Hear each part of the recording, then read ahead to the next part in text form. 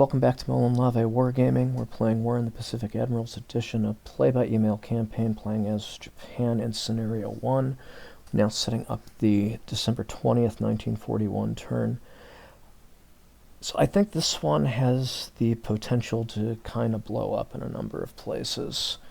We've basically got a lot of bogeys popping up around the map, and possible opportunities to hunt them down, and maybe signs that a counterattack or an ambush is kind of around the corner. I'm not too sure. Anywho, so getting into China, I've assigned a little splinter of destroyers to hunt these patrol boats down. As far as I can tell, they're the only ones that have survived from Hong Kong. At Hong Kong itself, we haven't quite cleared the minefield yet, even though we assigned, 5 minesweepers, I think. I don't think it'll take more than another day. So I've assigned some amphibious ships to start gathering outside, so we can pick up the 48th Division right away. Over at Puching, we know this is a relatively weak group, so we're going to be attacking. I'm noticing a whole lot of enemy traffic here on the Chuhsien area. In particular, this unit looks pretty strong. So this guy's going to get the focus of our light bombers in the area, and we're just going to try to beat everyone else to Chuhsien if we can. Another interesting troop movement is that, well, first of all, this hex proved to be just about empty. Like this unit here is just an HQ unit, so I expected strong forces here and didn't get it. But we've got 3 units here and 25,000 troops headed towards Hangzhou, it looks like. Maybe they're just going to try to cross the river and, rejoin their line on the other side. But that seems like a lot. So plan for the short term is just to let them move. Once they get onto this road, which is only wooded, it's not a huge defensive bonus, I can start moving guys out of Hangzhou to intercept them and hopefully beat up on them a bit. The unit up by Pao Tao will be attacking. I'm holding off on this unit north of Changting because we have tanks about to arrive and I'd rather attack with everything I have available.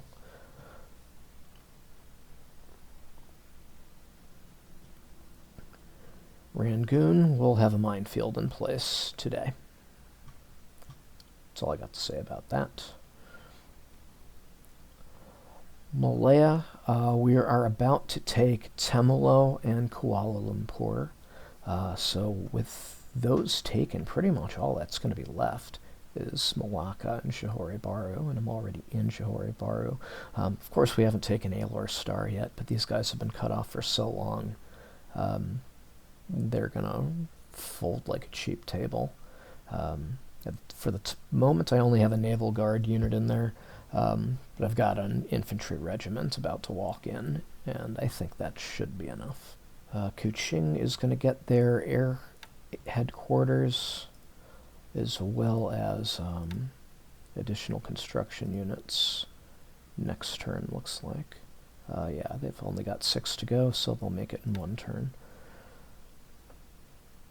So they've already got so much construction here, so 4 pure construction units plus a base force that has construction engineers. We are 25% of the way to level 4.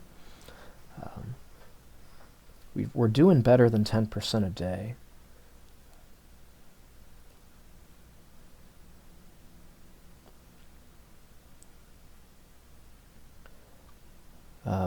Philippines, it's going to take a day to take this space before we can move our tanks in, so we're holding off there for a little bit. Up north, I've just upgraded the tank attack at Bayombang to a shock attack. Hopefully we can force them to surrender.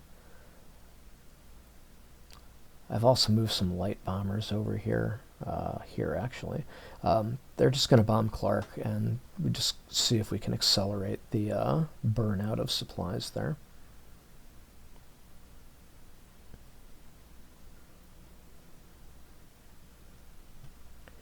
We have our first Ambon task force about 2 days away. Yeah, eight units, or 8 spaces. They'll make 6 in a day. So 2 days. Carry Division 2 unzipped their fly with the strike last turn, so everybody knows they're here. Unfortunately, there's a pair of subs right next to them, which I don't like. But we're going to go ahead and sprint, and we're basically going to sprint out into the, I forget what this southern part of the Indian Ocean's called, but opposite of Flores. And basically what I'm thinking here is these multiple task forces that are here are probably going to assume I'm either going to Surabaya or Darwin. So they're going to retreat, but they're going to go not towards either of those, and that kind of leaves this direction on an angle as their likely escape vector. So that's where I'm going to go, and what is going to be nice about this is I'll be able to move at a regular speed to Surabaya on the next turn and get a port strike out of it.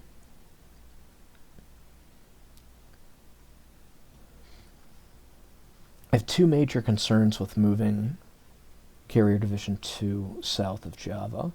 One is we don't know where Force Z is, and Force Z combined with the Abda cruisers is actually a more powerful surface force than these guys are, even with 2 battleships. So I don't want to get into a surface fight. The next concern would be mines. It's tempting to try to move through some of these straits, but man, that could be a problem. So for now I'm cutting through here. This seems like a pretty unlikely place for them to set up a minefield. So I don't want to do it too often. I'm guessing when I leave, I'm just going to do it through the Timor Sea.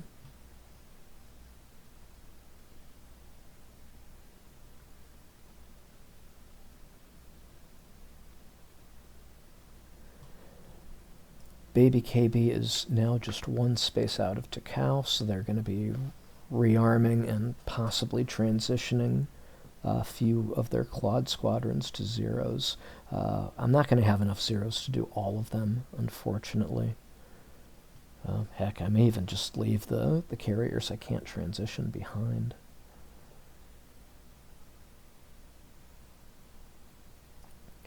The Tayo has departed Japan with Zeros, and hopefully we'll be able to outfit them fully when they get to their base. I wasn't able to add aircraft up to the maximum unit size.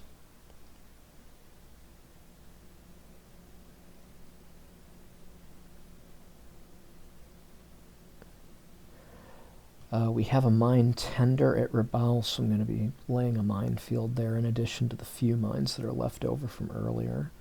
We've got multiple bogeys over at Port Moresby. For the time being, the size of the enemy force there appears small, but there's a pretty good chance those are troop transports landing more troops there. So what I'm going to do about that is I'm detaching the cruisers from the heavy covering force, and they're going to go over there and wreck some shit up. I think it's unlikely they'll be able to match the firepower of 2 heavy cruisers. I expect Australian and possibly American light cruisers in the area, but not in large numbers, and probably not heavy cruisers. Meanwhile, the battleships are just going to stay here for a little bit. The battleships are slow, so I don't want to race them out there. Using the battleships probably means when I arrive there won't be anyone there anymore.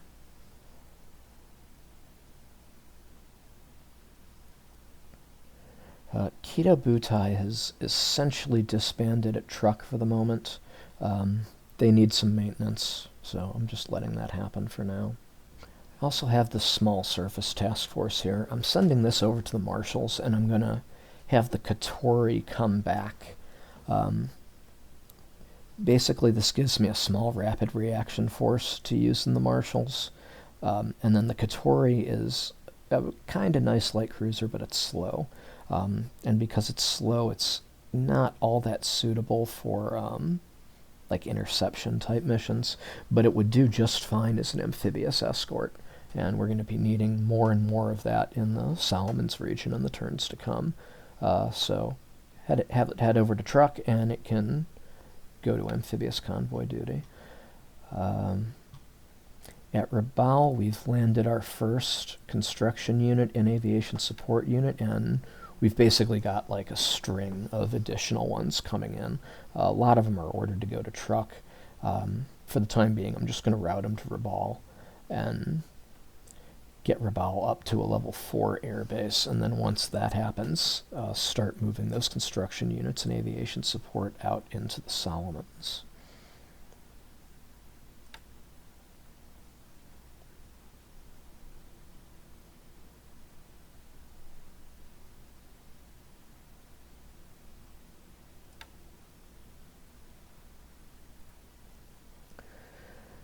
We've got one bogey over here in the Gilberts. This is 8 ships moving east.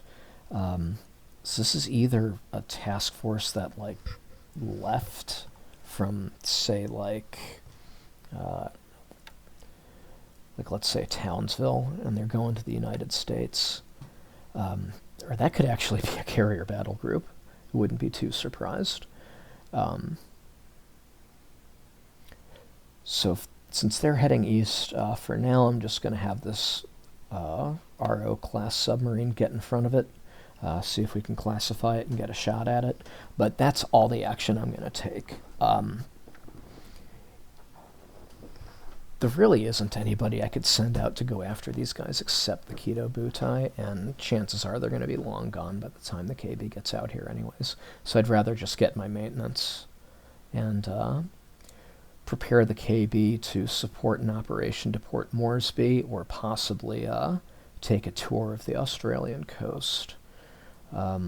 Speaking of Port Moresby, 4th Division's almost ready to go. It's going to take 3 days to pack so it can transition from transport mode to amphibious mode. If Port Moresby stays at just 6,000 troops with 28 guns between them all, 1 division will be enough. But I'm going to be keeping a close eye on that. I may need to add some of these SNLF units to the cause. And if I have to do that, let's see, I've got not a whole lot there. So probably Tarawa would be someplace I'd borrow from. Maybe Jaluit. Maybe. But yeah, there's not a whole lot to pull around here. Pretty bare. Alright, so that's going to do it. We'll see you for the combat replay. Thanks for watching. Combat replay now in progress for December 20th.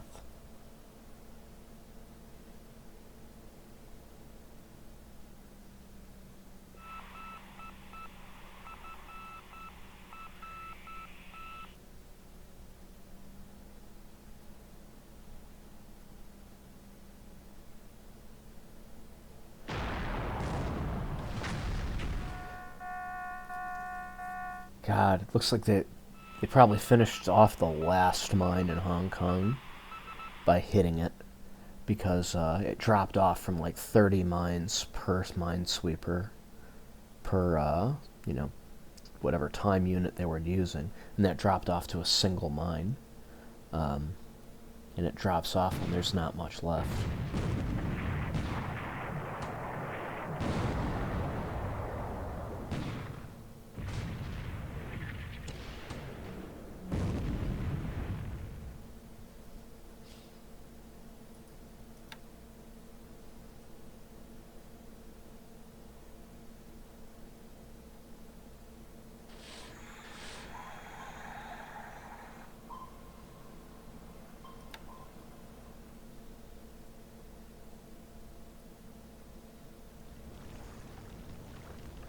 And down she goes.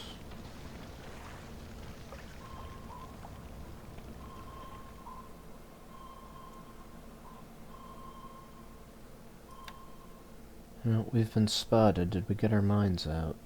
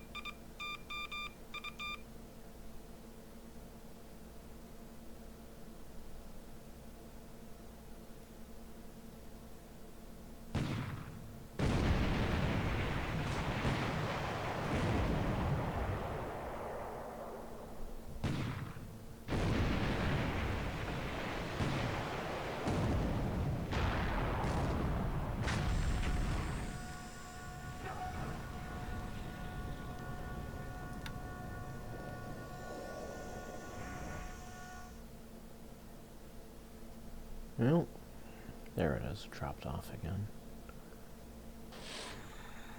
Hopefully we're close.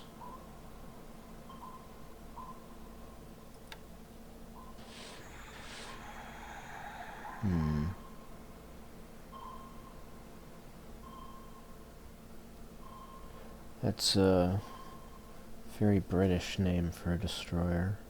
Makes me wonder if that's Force Z. Oh,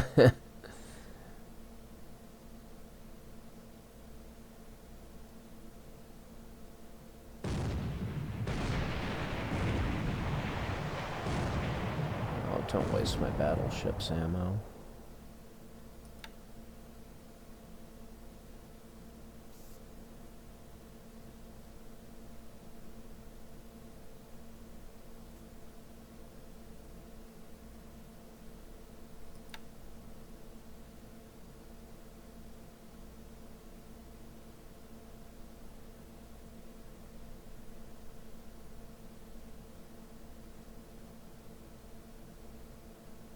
Ooh, cruiser.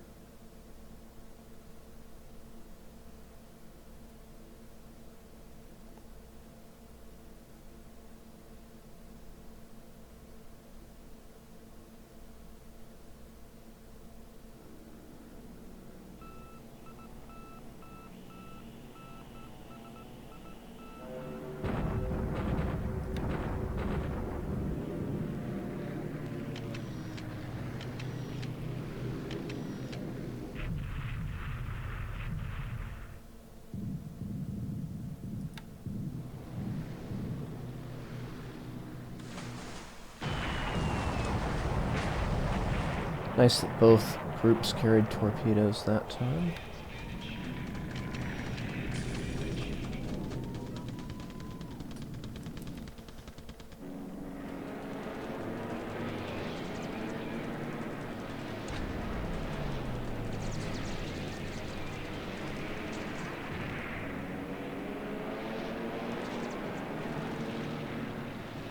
Oh.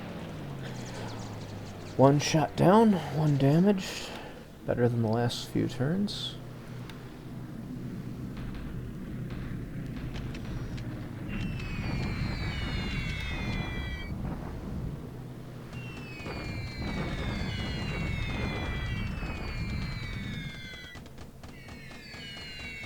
Yeah. Destroyed by flak. So they're obviously not out of supplies yet.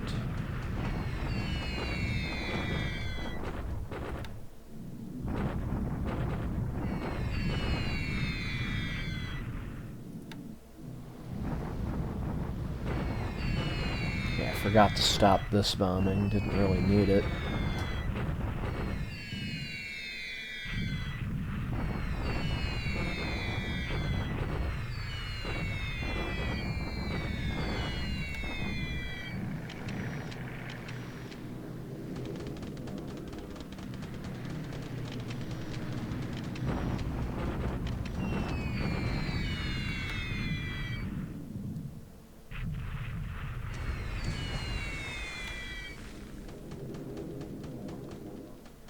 Looks like somebody may have rebased.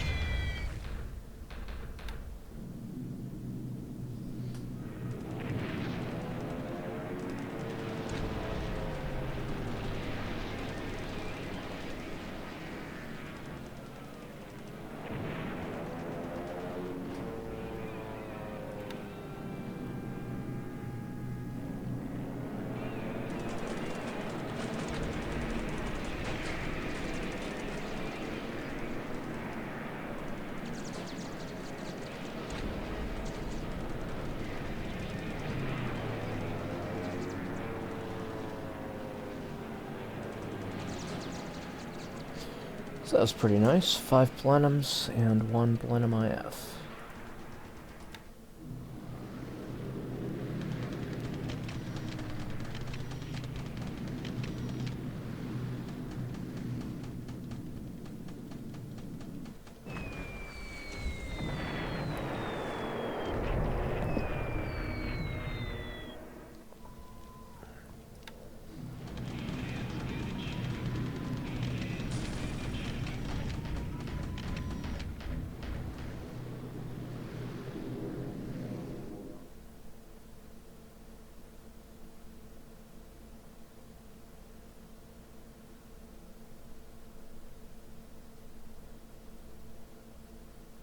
So those ships that were at that Dutch East Indies island base don't appear to have moved.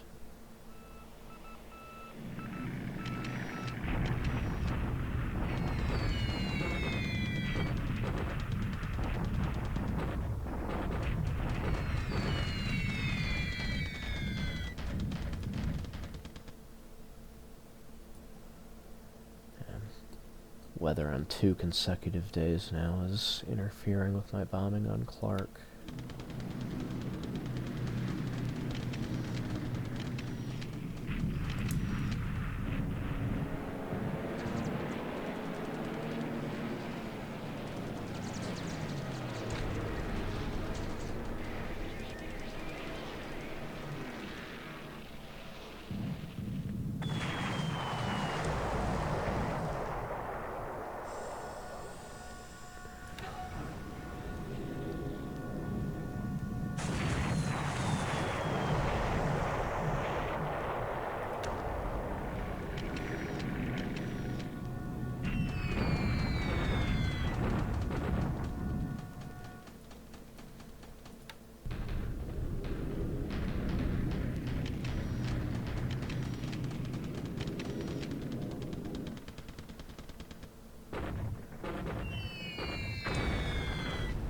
Oh, these little kingfishers are annoying.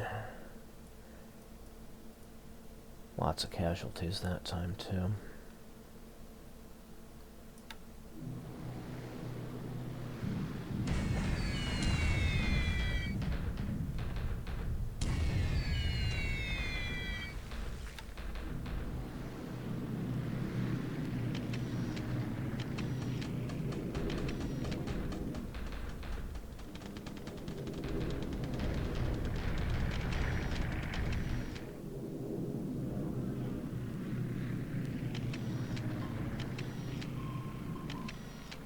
Well, I'm disappointed that the 2nd Carrier Division was not busier.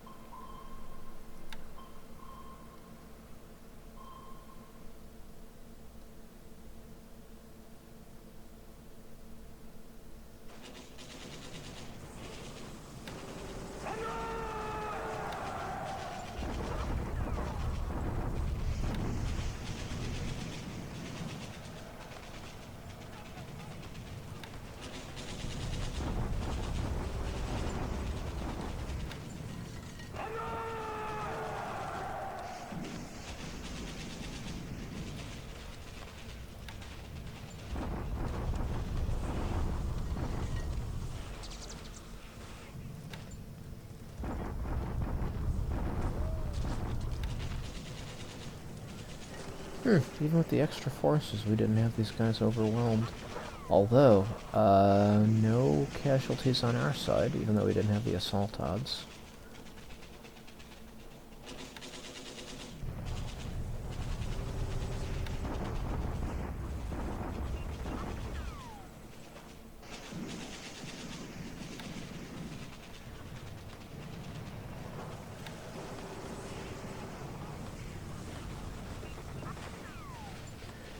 So, shock attacking these guys unfortunately resulted in tank losses, including 2 destroyed.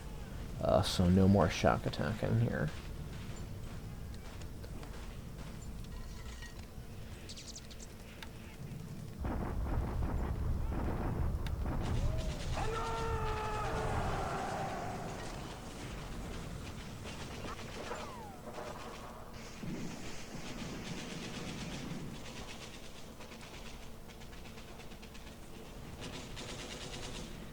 Shock attacking here did not result in any true casualties.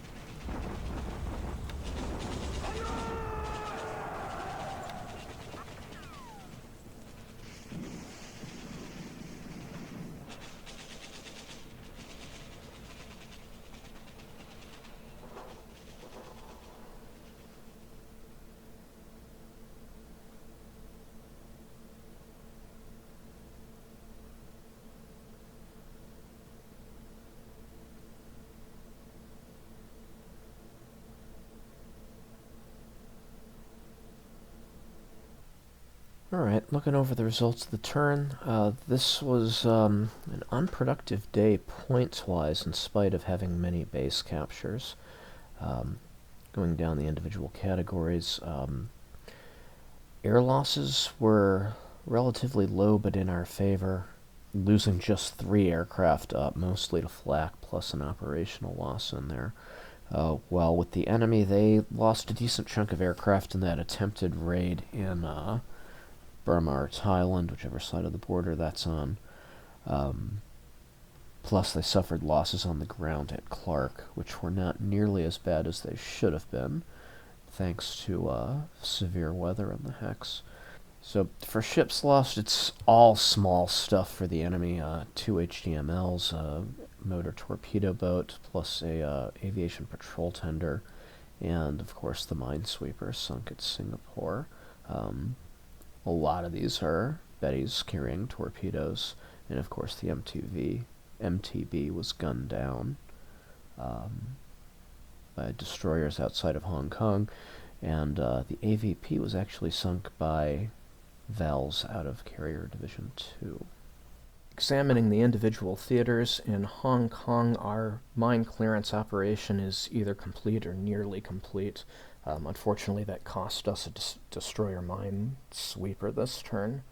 Our destroyer detachment outside of Hong Kong finally tracked down and sank one of the 2 surviving motor torpedo boats. Still got 1 more to get. The enemy withdrew from Pucheng and basically handed that over to us. And we had 1 land battle up around Pauto. The enemy held there, but it's only them taking casualties, so we'll get them eventually.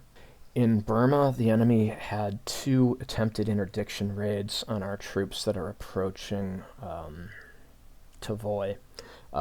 Both of those flights were completely wiped out, so that was a total loss of 1 Blenheim fighter and 5 Blenheim bombers.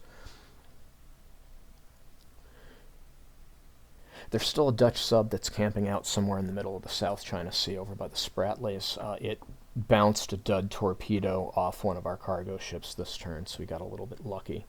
We'll be getting lucky in the same way more as American submarines deploy a bit more, and their unreliable Mark 14s start clanging off our sides, but we don't get many duds from the Dutch, so got a little lucky. Betty's flying out of Kwanton got 3 kills this turn, 2 HTMLs plus a Minesweeper. Generally just picking off the little guys, I guess. And we're making steady progress in Malaya, capturing Kuala Lumpur and Temalo. So that basically leaves just Malacca before basically we start our final siege of Johor Bahru in Singapore. Over at the Philippines, we're having some problems with those Kingfishers flying out of Puerto Princesa. They hit one of our cargo ships that was headed towards Panay, and they hit it 3 times. They're small bombs, but 3 of them is good to start some fires, and they're causing significant troop casualties aboard. Had some raids at Clark Air Base, frustrated by bad weather, but we managed to shoot down a P-40. We also destroyed 3 aircraft on the ground this turn, along with causing some minor damage to the airbase. That cost us a Key-30N. There's still an American submarine operating at the border of the Sulu and Celebes Seas. Not a whole lot we can do about that right now. And then we attempted a shock attack in Bayambang against the holdouts there that are destroyed, or surrounded, I'm sorry. And because they're surrounded and because they're in bad terrain, these guys are clinging on and they're actually fighting pretty damn effectively. So they managed to disable 10 of our tanks while disabling 2. In contrast to prior turns when we were just deliberate attacking and they couldn't seem to hurt us at all. For our side, we disabled or destroyed 27 of their combat squads, so their combat power is gradually decreasing. And finally, we landed troops on San Jose and Panay, so that should hopefully mark the end of EOLO in probably about a week or so. For the Dutch East Indies, outside of Surabaya, the HMS Vendetta was attacked by one of our subs. That's fairly significant because the Vendetta, although it isn't officially part of Force Z, it was in Singapore for repairs when Force Z was present. So, at least in terms of this game, what that means is HMS Vendetta, for all purposes, practical purposes, is part of Force Z. So maybe that's who that is. Carrier Division 2 was a little busy, but not as busy as it could have been. Ran into some minesweepers. Didn't result in any true surface combat, but it did send out its valves to sink an aviation patrol tender. And we've got a whole bunch of contacts all over the place, including probably the same ship that's being alternately reported as either a carrier or a light cruiser. And then finally, over at Ambon, our covering force, consisting in part of battleships, is being attacked sort of repeatedly by medium bombers, which are failing to score any hits. Wrapping things up with what's going on elsewhere in the Pacific, we've got at least one submarine hanging outside of Truk. I've put some fairly high-quality destroyers on them to try to deal with it, and we can't hit a damn thing. There was an unidentified task force moving through the Gilberts. Last turn it was headed east. They've turned northeast, so we still have a track on them. I can move a submarine probably to try to intercept, but looking more and more like these guys are going to get away. And then finally, we've landed troops on Lunga on Guadalcanal and captured Manus in the Bismarck Sea. Alright, so that's going to do it for the recap. We'll start setting up the December 20th turn. We'll see you then. Thanks for watching.